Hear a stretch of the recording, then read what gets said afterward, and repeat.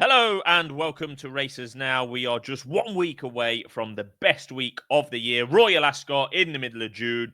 Proper racing, the best in the world. Just fantastic. I absolutely love Royal Ascot. Now, the entries and the decks will be flowing in the next few days. 5-day decks, 48-hour decks, etc., etc. will be coming thick and fast this week and next.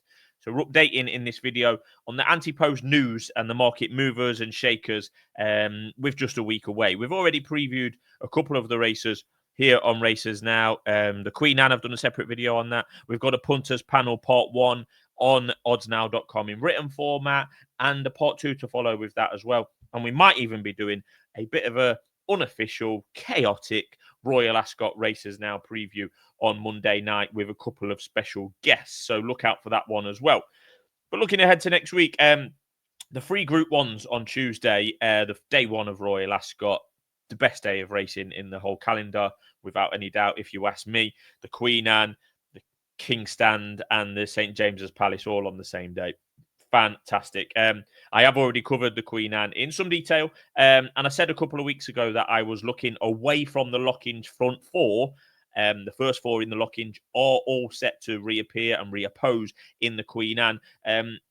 I was looking away from them for a betting angle. Now, Rosalie and A Notable Speech can't both have been A, fit and ready for the Lockinge, and trainers and connections were happy before the race. Yet, after the race, both connections say they're going to come on massively for the run.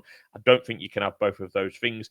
That was according to their trainers. I have questioned that in detail on the channel. So there's more questions than answers, particularly around Rosalie and A Notable Speech for me as a result of the Lockinge.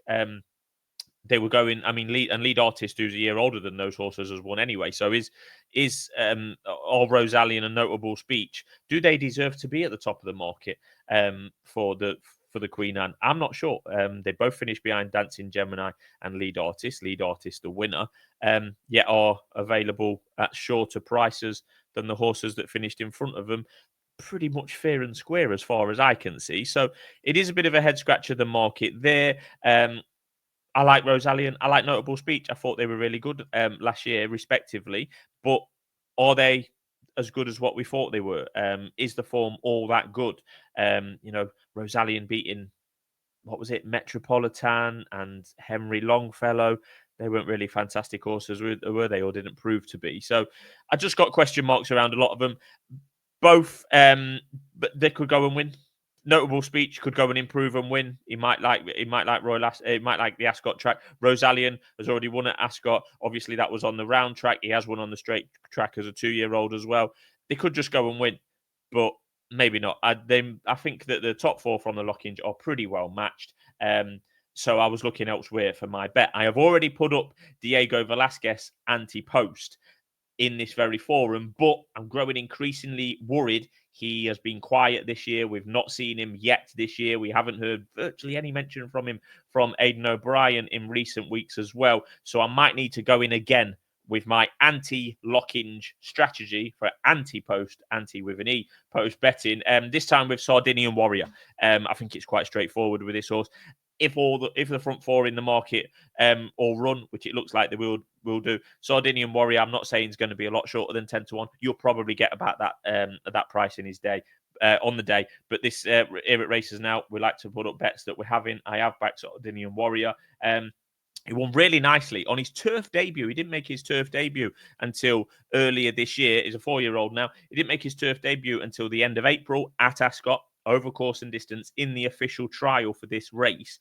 Then he's gone over to Longchamp for their Prix de Hispan over there. I think that's what it's called. And he was second there behind Sosi, one of the best horses in Europe. Sosi, a leading contender for the Arc this year. I think he finished second in the Arc last year. That was a great effort. That was over 9.5 furlongs over at Longchamp, and he returns to a stiff mile here. Remember, that Group 1 in France was only his second ever start on turf for Sardinian Warrior. He needs to improve again, clearly. But he's a new kid on the block. I think he's on the up, and he brings to the table form away from the Lockinge, and that's what's key to me. Would I be surprised if any of the Lockinge 4 were to win? Absolutely not. But which one it will be, I don't know. Do we buy into Rosalie and A Notable Speech are going to improve £5 for their Lockinge reappearance? Do we think that Dancing Gemini is just very good and very consistent, or is Lead Artist going to confirm the form? So he finished first in the Lockinge, yet is the biggest price of the first four in the Lockinge to win the Queen Anne. Lead Artist first in the Lockinge, 6-1 for the Queen Anne. Dancing Gemini second in the Lockinge, 11-2 for the Queen Anne. Rosallion third in the Lockinge, 7-2 for the Queen Anne. It doesn't make a lot of sense to me, that market. Head scratcher, any of the four could win. I like Sardinian Warrior, and I'm still hoping that Diego Velasquez does run. Also on Tuesday, we've got the second race on the card. Big news in the Coventry, usually the best 2-year-old race of the week, although the Chesham could make an argument for that, but the Coventry usually is the best 2-year-old race, let's be honest. Albert Einstein met a setback after making it 2 from 2 for Aidan O'Brien over in Ireland in bang impressive form a couple of weeks ago. He is not running in the Coventry Stakes. He was pretty much odds on for the race. He's come out of that now. It's 4-1 the field. We'll need to look in closer detail as and when they get the final decks for that race. There's a hell of a lot of the 2-year-olds are entered in 2, sometimes 3 races across the week, but the Coventry usually is the best 2-year-old race. The King Charles III Stakes used to be the King Stan Stakes over 5 furlongs. Also a race that looks wide open. Believing is in there at 5-1. Really, really consistent horse. Really admirable performer last year and started off in this year in that manner as well. Last year's winner and back for more, Asfora at 7-1. Night Raider, recently purchased by Wafnam Racing, is 10-1. Magira, who recently won the Temple Stakes at Haydock, is in there at 12-1. Regionals knocking about as well, has the option of a couple of races. Pretty intriguing race this. Asfora, I don't claim to know a lot about Australian form, but I was listening to his trainer today, Henry Dwyer, that said, Asfora has came over later to the UK than she did last year. B, she's only doing one piece of work, and that was today on Monday, the 9th of June at Newmarket.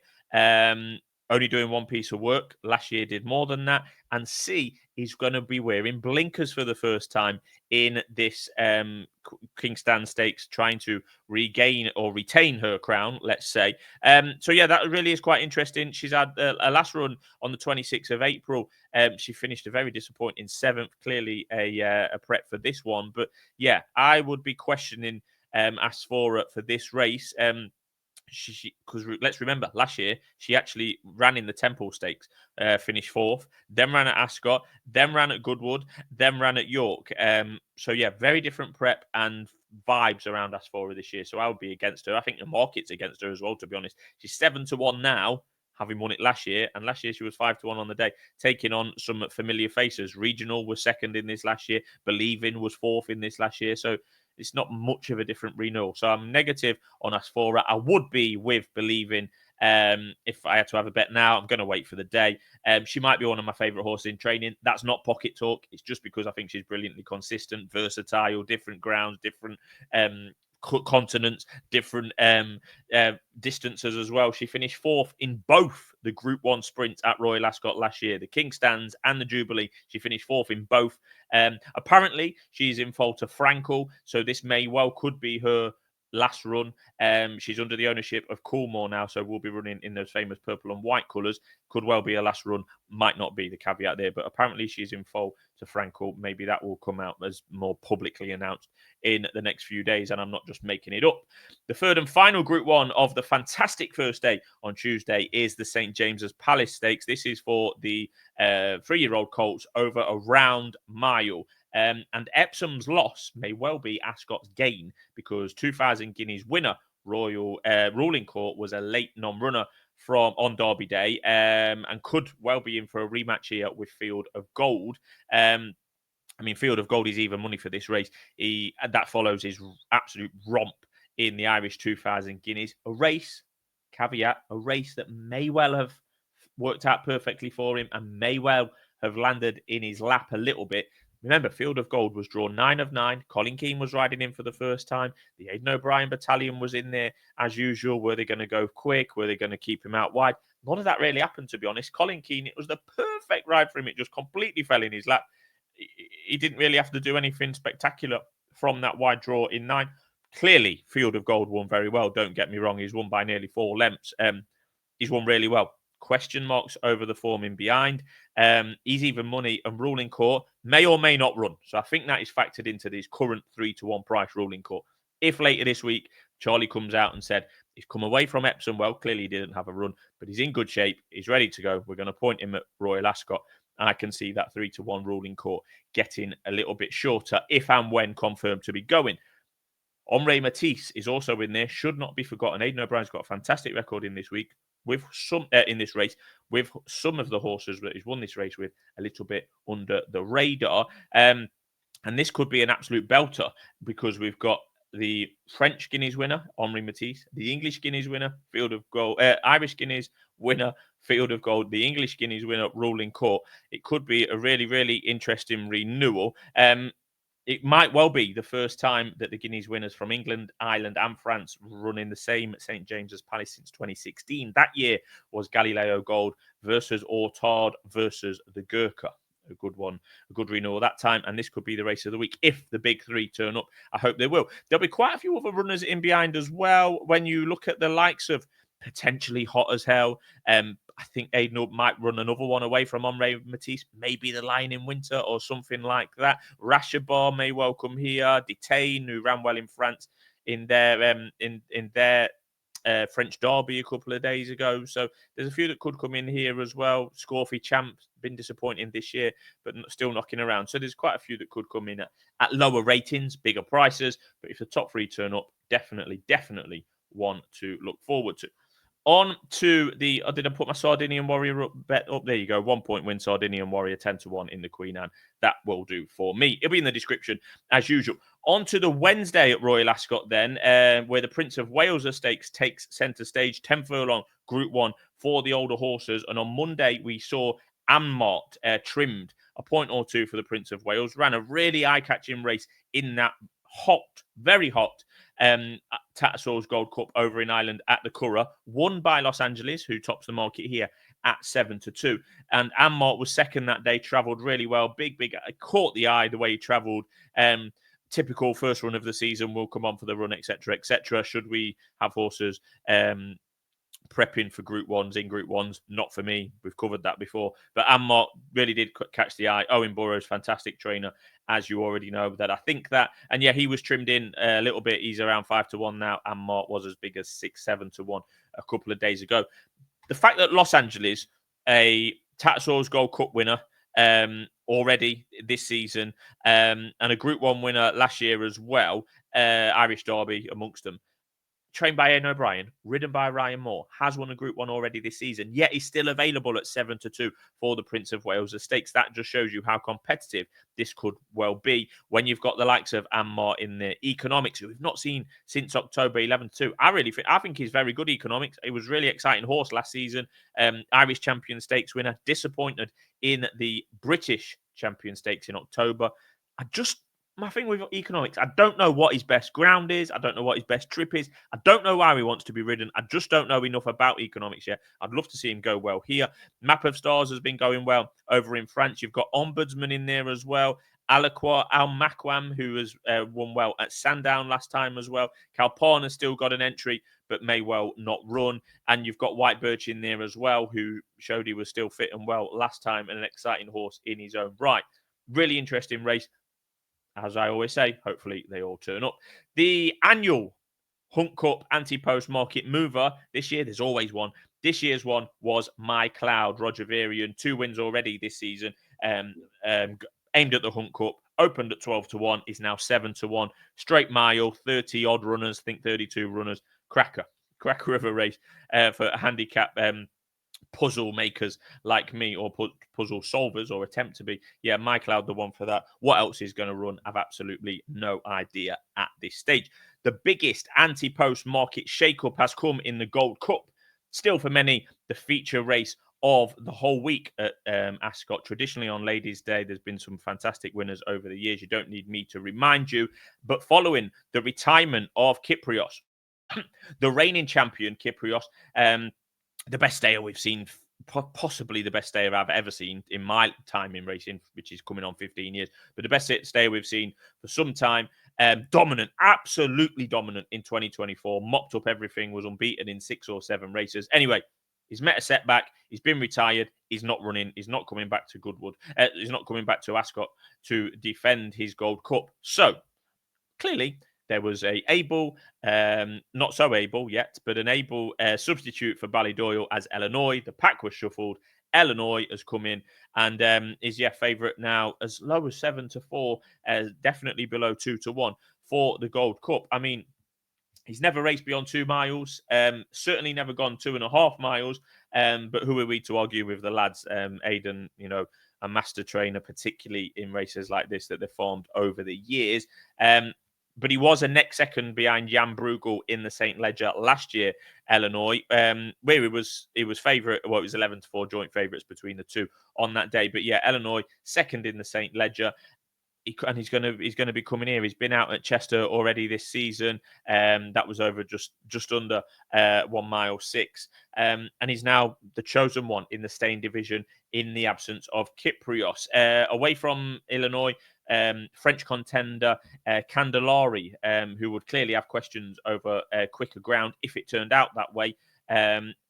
Away from the top two in the market, there's question marks over Illinois staying. There's question marks over Candelare travelling to the UK and on the ground.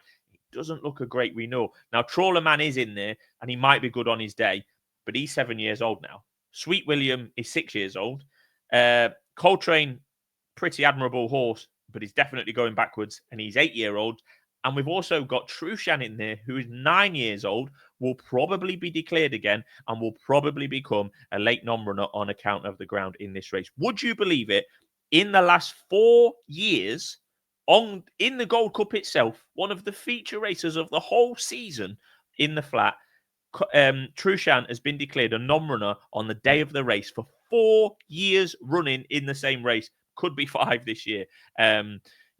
Not a great look, if you ask me, that one. But yeah, away from those at the top of the market who have their own question marks, I don't think this looks a great renewal. I really don't. Although, to be fair, Trawlerman did win by 5 lengths at Sandown just a couple of weeks ago, to be fair to him. But I find his profile a little bit in and out.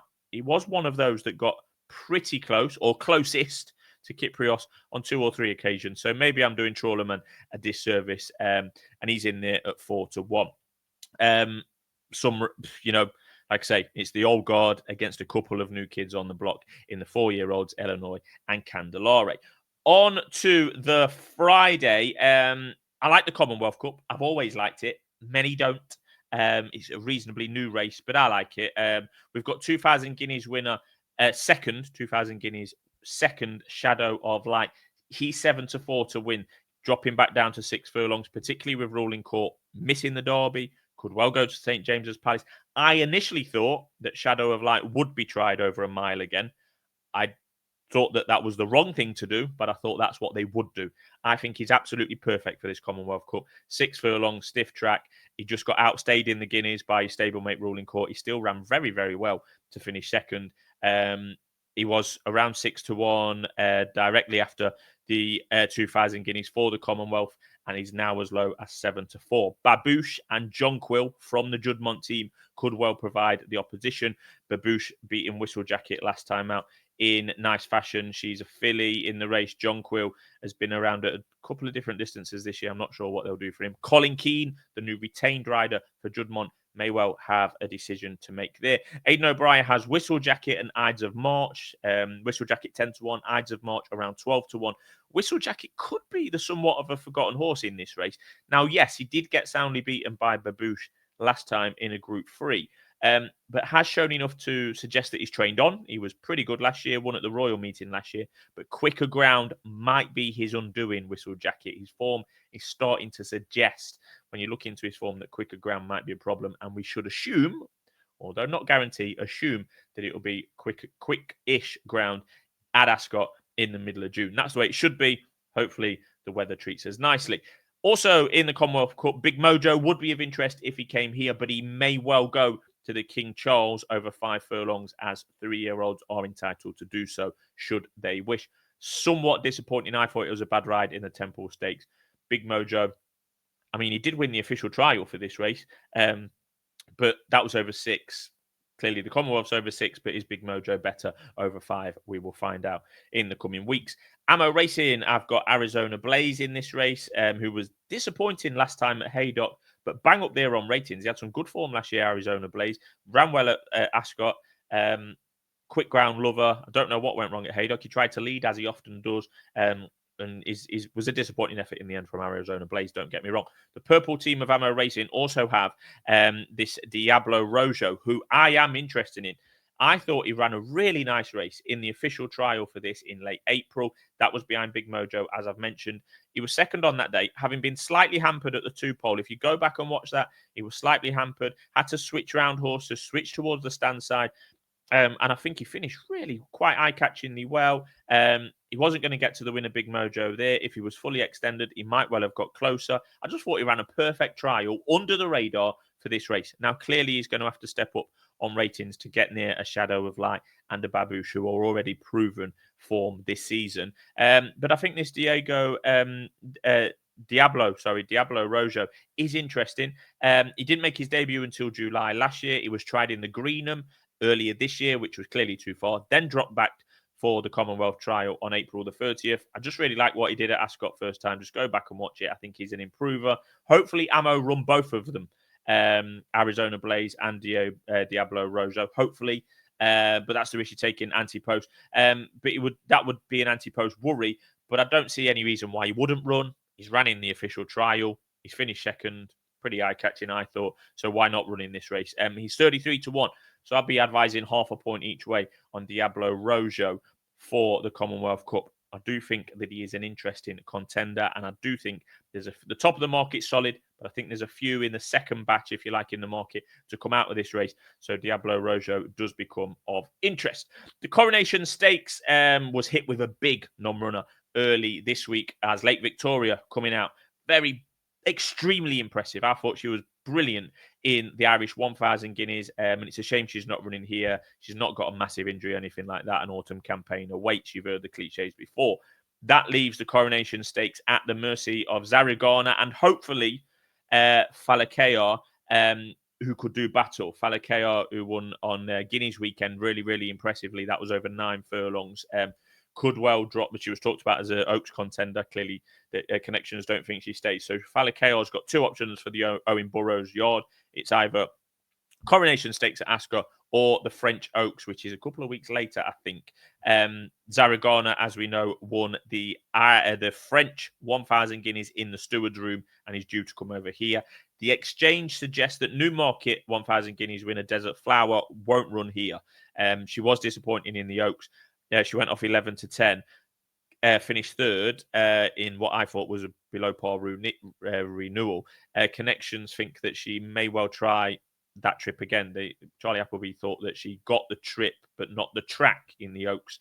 I would disagree. It would be great to see her in the Coronation Stakes back over a mile, but I think that's unlikely at this stage. The 8th and final Group 1 of the week is the Jubilee Stakes on Saturday. The name often changes, but I think it's the Queen Elizabeth II Jubilee Stakes this year. We could be in for an absolute brilliant renewal here. We could well have, and you could make an argument that we've got the best 6 furlong horses from England, France, Ireland, via Australia, and Japan all facing off in the same race at Royal Ascot. I've got no idea on Australian form. I've got no idea on Japanese form, but it looks like it could be a cracker on paper. Lazat, the French contender, recently purchased by Wafnam Racing, without doubt the best sprinter in France, not renowned for their sprinters, let's be honest. Last year's Commonwealth Cup winner Inish Sherin also went off favourite for the July Cup and disappointing in the Sprint Cup at Haydock towards the back end of last season. Has reappeared this season at York, where he won under Ryan Moore impressively in the end. It's a funny old race. If you go back and watch that Duke of York sprint at York, I mean, it was at the Dante meeting. Inish Sherin looked bang off it. Didn't look interested, took a long time to get going, rousted along. Night Raider ran in that race, ran out of gas. Really strange race to watch. But yeah, Inish Sherin in here in the Jubilee. Japan's Satano Rev, quite possibly the best 6 furlong horse in Japan, or definitely in the top 3. I don't know a hell of a lot about him, but would definitely be interesting. And we've seen the Japanese make massive impressions at Breeders' Cup and Saudi Cup nights and Dubai World Cup nights, so certainly not one to be argued with on the international stage. And Ballydoyle Australian recruit Storm Boy, who completely bombed out on his first start for Aidan O'Brien at the Curragh last month. As a result of that, drifted from 7-1, his original price of 7-1 for this race, out to 14-1. He was last of 9, I think, that day. And rightly so, he drifted. Then swiftly cut back into 7-1 a couple of days later. Someone must fancy him, not me. I thought he was shocking on his first run. But we've seen Aidan O'Brien this year basically using some racers as public gallops. Ask Lake Victoria at Newmarket. Ask Jan Bruegel a little bit and others. But this Storm Boy was shocking. But I mean, Aidan came out and said, we'd never worked him. Imagine a horse that they've purchased for millions of dollars, assuming they have, has come over and they've never even worked him at home. Yet he was running in a Group 3, going off 6-4 favourite and finishing last of 9 or something along them lines. I don't think any other trainer or outfit would get away with it. But then again, there is no scrutiny in the racing industry, and that's why I rely on SD to deliver scrutiny and ask the real questions in racing. Anyway, it could well be a cracking race this Jubilee, as all the Group 1s could well be. At Ascot, looking forward to it. Plus, in this Jubilee, you've got Kind of Blue, who won the Champion Sprint in October last year, and Believing, who could, and did previously, but could attempt the Sprint double for the second year running. Remember, Believing ran in the King Stand on the Tuesday and the Jubilee on the Saturday last year. Could she do it again this year? Is she in fold? I'm led to believe she is. Would be a very interesting contender if she tried to do the double. There's all sorts to look forward to. As usual, there'll be a daily service from SD, possibly a daily tips from me at Ascot as well. Last year, we tried to do a show every night of Royal Ascot, and it was too much. My head was absolutely spinning by the end of the week. We're going to try and do a punters panel written format for Royal Ascot. We've already got part 1 up there on oddsnow.com. There'll be a part 2 up there later this week, and we're going to do a bit of an unofficial, ad hoc, chaotic Monday night Royal Ascot preview with a few of the regular guests that we have on here. Remember when we did the Cheltenham preview evening in person and we had Lee Jones? Well, there's been some comments to try and get Lee back on the channel. He is a little bit shy, but he definitely knows his way around the betting game, and particularly Royal Ascot. SD will probably make an appearance and say that he doesn't like Royal Ascot, but we all know he has some strange opinions, and that's one of them. Anyway, thanks for watching. All sorts to look forward to at Royal Ascot. A couple of fancies from me there that will be in the description below. As usual, fingers crossed we can land one. My anti-post has been very, very miss and one hit this year in lead artist, but I'll take it. It puts me in front from an anti-post perspective, but some of my selections have been poor. Hopefully we can turn that around at Royal Ascot, and I'm bang looking forward to it. Thanks for tuning in, and we'll speak to you soon here on Racers Now.